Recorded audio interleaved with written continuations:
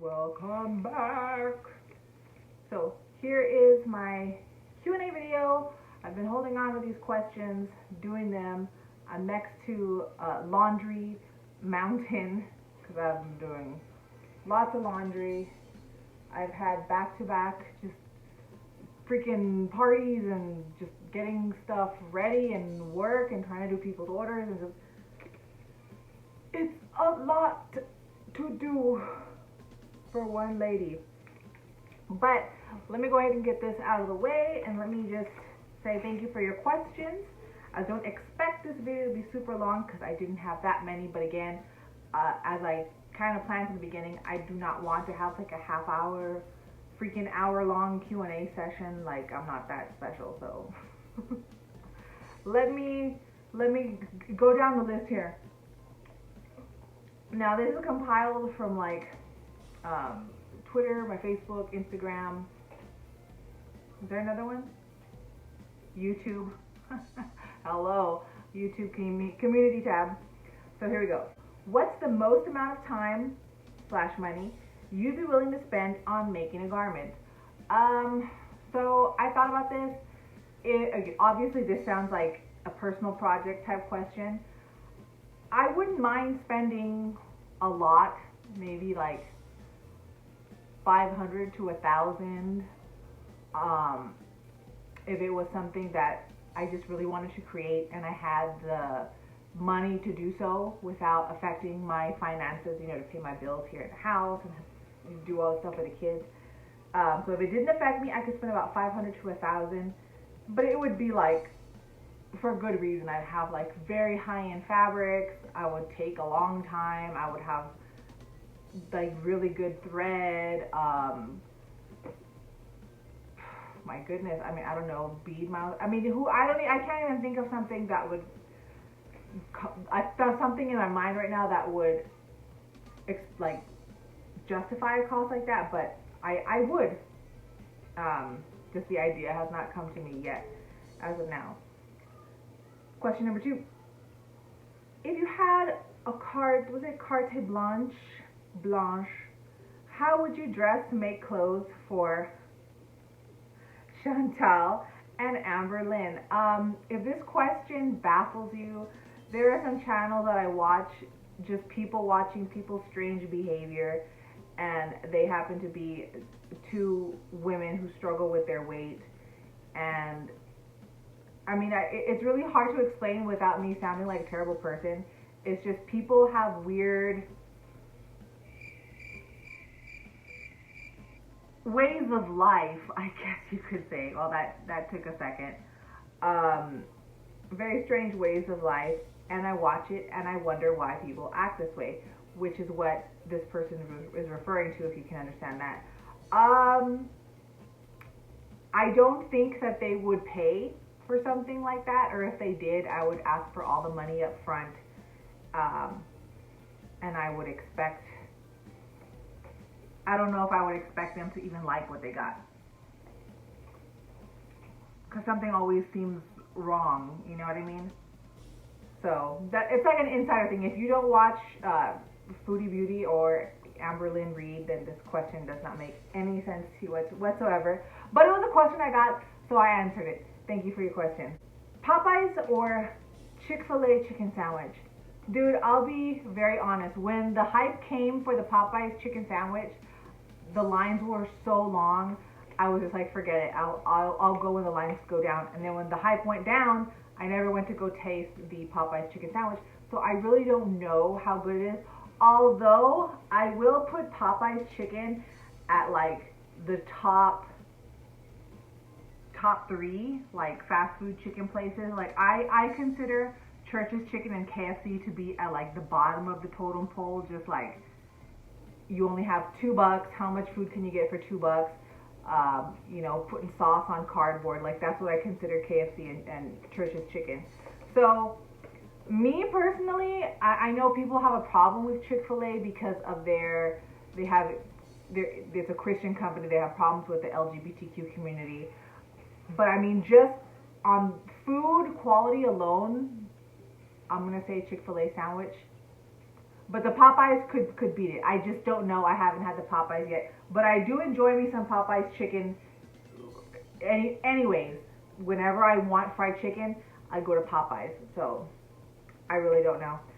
Margarita or martini? Well, I like slushies. I grew up drinking those from like the 7-Eleven. So margarita is kind of like an adult slushie. So I'm gonna pick margarita. Have you ever been to or plan to go to Viva El Paso? I have been to Viva El Paso. In fact, one of my husband's cousins for a really long time, she was a cast member of Viva El Paso. And in fact, I just went to she had a bridal shower this past weekend. And it was like all Mexican themed. It was like super cute. And I mean, yeah, I have been to Viva El Paso. I've been enough times in the past where the program was the same show like every summer for years. I haven't gone back recently, obviously with COVID, like they just opened up stuff.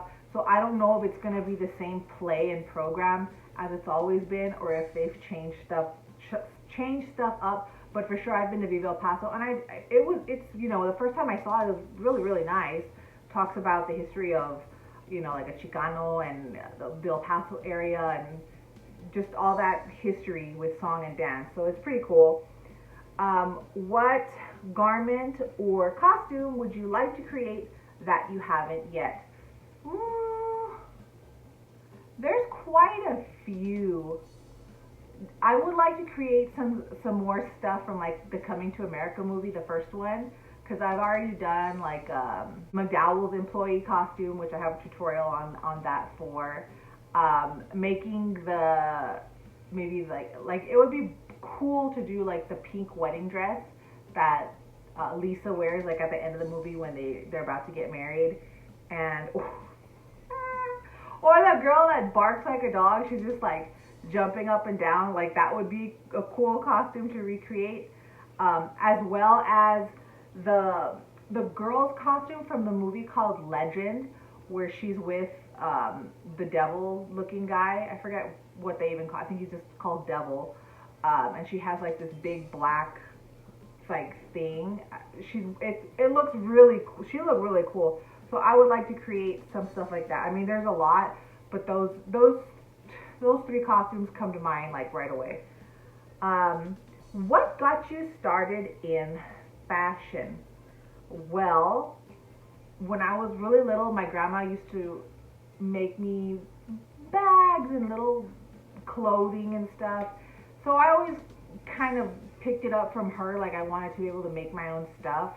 And then I started learning how to do it in high school. And then at some point, I was just like, I can't stop thinking about outfits and clothing. I may not look like a fashionable person. I definitely have a People of Walmart aesthetic most of the time. But I do like thinking up of outfits. I haven't done it in a long time, but like style photo shoots, like that's always been very interesting to me. I can't explain what it is. I just love that aspect of fashion and putting together outfits and feeling good, because like when you have something that you like wearing, like there's like an air of confidence that you get, right? So that's what I like fashion about. That's why I like fashion. It's hard to explain, but like you know, it's like one of those things. You like it, and it's all good. Last question here. Explain what is an Egypt machine.